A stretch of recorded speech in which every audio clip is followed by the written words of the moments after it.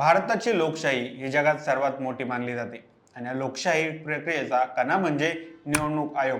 ही संस्था देशभरात पारदर्शक, स्वच्छ आणि स्वतंत्र निवडणुका घडवून आणण्यासाठी जबाबदार आहे. पण सध्या बिहारमध्ये सुरू असलेल्या विशेष गहन पुनरीक्षक म्हणजे स्पेशल इन्व्हेस्टिगेशन रिव्हिजन म्हणजे अर्थात SRI प्रक्रियेवरून आयोगावर गंभीर प्रश्न उपस्थित होत आहेत. विरोधकांचा आवाज आणि निवडणूक आयोगाचं शांत बसणं हे जनतेच्या मनात कुठंतरी संशयास्पद निर्माण करणार आहे, अशी जनभावना आता निर्माण झाली आहे. आज पुन्हा एकदा या विषयावर वेगवेगळ्या मुद्द्यांचा आढावा घेऊया. नमस्कार, मी सनी आणि तुम्ही पाहताय दैनिक राज्य लोकतंत्र. 11 ऑगस्ट 2025 रोजी काँग्रेस, शिवसेना, राष्ट्रवादी काँग्रेस, राजद, समाजवादी पक्ष, तृणमूल काँग्रेस आणि इतर पक्षांनी मोठा मोर्चा काढला. या मोर्चामध्ये सुमारे 30 खासदार सामील होते. त्यांनी मतदारांची नावे हटवली जात आहेत असा आरोप करत निवडणूक आयोगावर थेट सत्ताधारी भाजपसोबत संगनमत असल्याचा आरोप केला.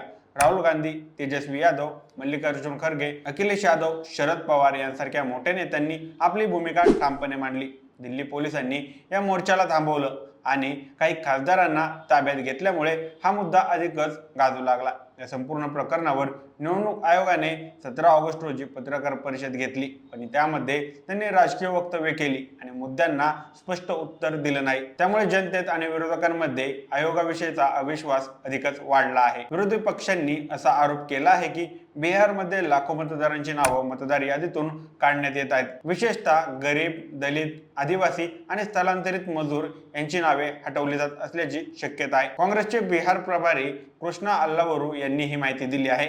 मतदारांनी आपली आणि आपल्या पालकांची नागरिकत्वाची कागदपत्रे सादर करावीत अशी अट आयोगाने घातली आहे.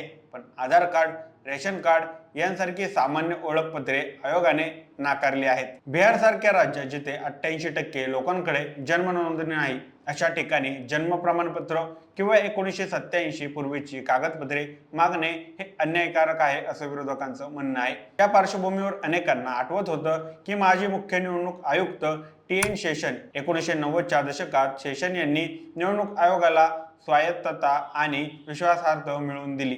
त्यांनी कठोर नियम लागू केले, मतदार यादी सुधारणावर भर दिला आणि निवडणूक खर्चावर नियंत्रण आणलं. पण आजच्या घडीला निवडणूक आयोग तितकासा प्रामाणिक आणि स्वायत्ता वाटत नाही. बिहारमधील SRI प्रक्रियेतील पारदर्शकतेवरचा अभाव आणि सामान्य जनतेसाठी अडचणीचे नियम यामुळे आयोगाच्या हेतूंवर प्रश्नचिन्ह उपस्थित झाले आहेत. आयोगानुसार 7.24 कोटी मतदारांपैकी 91.69% मतदारांनी गणना फॉर्म भरला आहे, परंतु 36 लाख मतदारांचा पत्ता नाही आणि 7 लोकांची नावे वेगवेगळ्या ठिकाणी नोंदली गेली आहेत. पण कोणत्या मतदाराची नावे काढली गेली याची स्पष्ट माहिती आयोगाने दिलेली नाही. त्यामुळे राजकीय पक्ष दावे किंवा आपत्ती नोंदवू शकत नाहीत. आयोगाने 1 ऑगस्ट ते 1 सप्टेंबर दरम्यान दावे नोंदवण्याची मुभा दिली आहे, पण ही प्रक्रिया गोंधळात टाकणारी आणि धूसर आहे. 17 ऑगस्टच्या पत्रकार परिषदेत आयोगाने विरोधकांना दोष देत सांगितलं की त्यांच्या बूथ लेव्हल एजंटनी माहिती नीट दिली नाही, पण ही भूमिका म्हणजे जबाबदारी झटकण्याचा प्रयत्न वाटतो. दरम्यान एक मोठा प्रकार समोर आला आहे. मुझफ्फरपूर जिल्ह्यातील एकाच पत्त्यावर तब्बल 269 मतदारांची नावे नोंदली गेली आहेत. ही गोष्ट केवळ गोंधळीचाच नव्हे तर संभाव्य गैरप्रकारांचं लक्षण आहे. अशा घटना आयोगाच्या कार्यक्षमतेवर शंका निर्माण करू शकतात. या सगळ्या पार्श्वभूमीवर विरोधकांनी 17 ऑगस्ट पासून बिहारमध्ये वोटर अधिकार यात्रा सुरू केली आहे. ही यात्रा मतदार जागरूकतेसाठी असली तरी या आयोगावर दबाव आणण्याचाही प्रयत्न आहे. ही मोहीम पुढे गेली तर हे प्रकरण आणखीनच गाजण्याची शक्यता आहे. प्रकरण काही अचानक उभं राहिले नाही. यापूर्वी हे महाराष्ट्रातील शिवसेना आणि राष्ट्रवादी काँग्रेसच्या वादांमध्ये निवडणूक आयोगाने घेतलेल्या निर्णयांवरही प्रश्न उपस्थित झाले होते.